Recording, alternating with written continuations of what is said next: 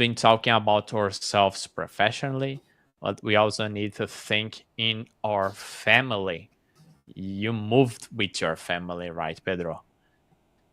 So there are Yes. all those challenges, all for them, and then the culture fit needs to be not only for you, but also for your family. So that's kind of a subject, a familiar subject when you're choosing a place. And an interesting thing that I was doing these last months is when you look to job opportunities in the North America, in US or in Canada, and when you compare to these job opportunities in Europe, just by looking at the numbers, you make the a very clear and easy conclusion. They pay more in the US or in Canada. Yes. But but you don't have healthcare in the US. You don't have other stuffs that in Europe you do have by the state. You can even pay more taxes, but depending on where you're moving, either any country in Europe or not even in Europe, it could be in Asia or whatever. Even in South America, people that move between countries here, like Andres moved, I believe you moved between countries here. There are differences between these places. But going to the point, sometimes more and bigger number, it does not means that you will get more money in your pocket in the end.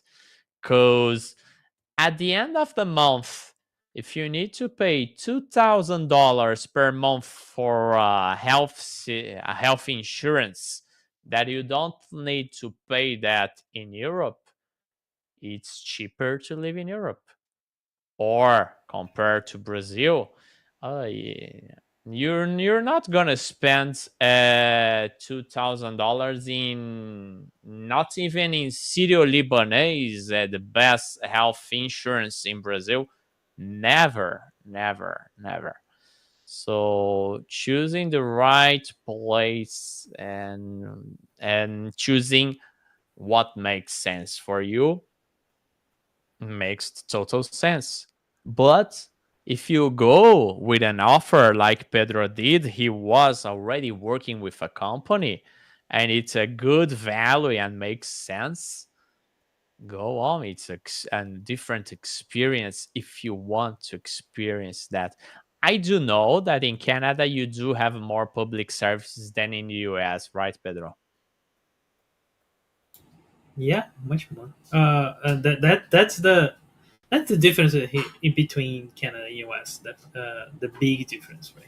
So the healthcare here is public mostly, uh, but there are like complementals health service, health insurance you can buy, and of course the company can offer to you as well, like this complemental, right? But the most basic like hospitals and emergencies and clinics, they are from the government, and they are pretty good. I've been using it like since I got here, so it's kind of different. It's important to understand the difference, but it's being a good stuff for me. What I can say is that the taxes here are higher than the US, Mm, but not so much. I mm, think this is important. The taxes here are higher than US. The income taxes are a little higher, not so much. The sales taxes are a little higher, but not so much as well. It depends on the state of the US and depends on states here, of course. I'm in Ontario, one of the biggest sales taxes we have in Canada. Uh, but when you compare, for example, uh, uh, uh, when you compare the salaries, if you look, Canadian salaries are definitely lower than in US salaries. Of course, and that's the moment that you put this balance, right? Oh, you don't need to pay a high health insurance because it's already covered, but you need to pay like a high rent because the housing here is expensive, but it's expensive in Yeah. US as well, so it depends on where you live actually. So all this balance, all this calculation you need to put in a place, right? For Canadian, many Canadians are going to US to work. Many Mm, Canadians. So we are seeing immigration from Canadians to US mm. because of higher salaries, right? Yes. And because of housing prices that went so high like last 2 years. So that's what I'm seeing here, right?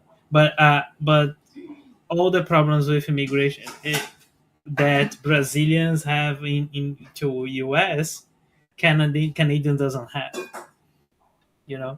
So Yeah. we don't need Almost to. open border, right? It's almost open border.